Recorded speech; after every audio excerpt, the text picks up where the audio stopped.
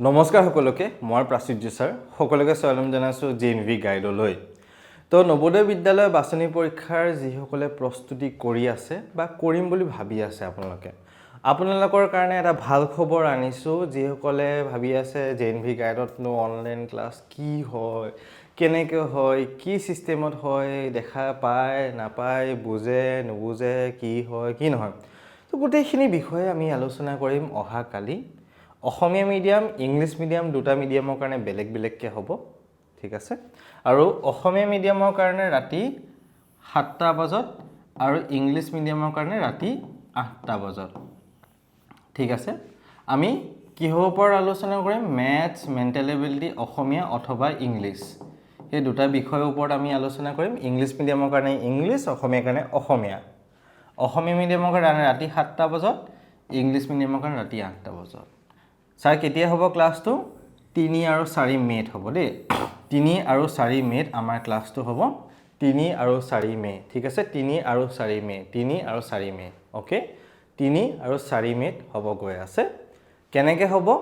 কেনেকৈ কৰিব পাৰিম আপোনালোকে এইটো নম্বৰত মেছেজ কৰিব ফোন কৰিলে কালি দেওবাৰ আমাৰ অফিস বন্ধ থাকে ফোন কৰিলে ফোনটো উঠাব পৰা নাযাব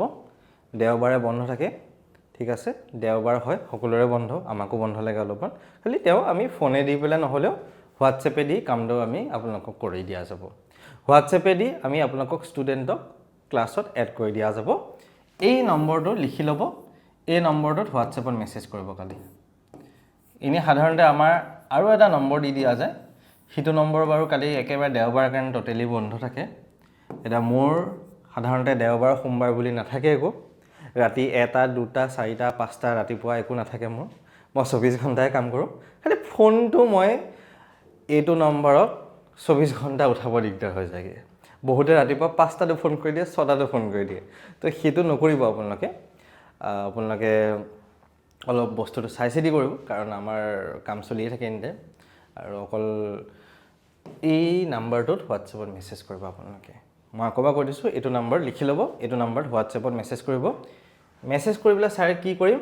তোমালোকৰ নামটো লিখি দিবা নেম ঠিক আছে বুজি পাইছা মোৰ নাম এটু তোমাৰ ক্লাছ কোনটো ক্লাছত পঢ়া মোৰ হিচাপত ক্লাছ 5তে পঢ়ি আছে চাগে তোমাৰ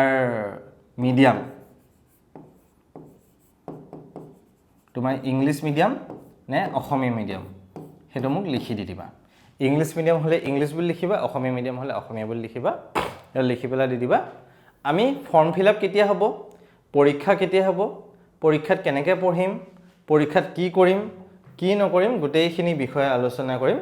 দেওবাৰ আৰু সোমবাৰ ৰাতি অসমীয়া মিডিয়ামৰ কাৰণে 7টা বজাত ইংলিশ মিডিয়ামৰ কাৰণে ৰাতি 8টা বজাত দুটা মিডিয়ামৰ কাৰণে গ্ৰুপটো বেলেগ বেলেগ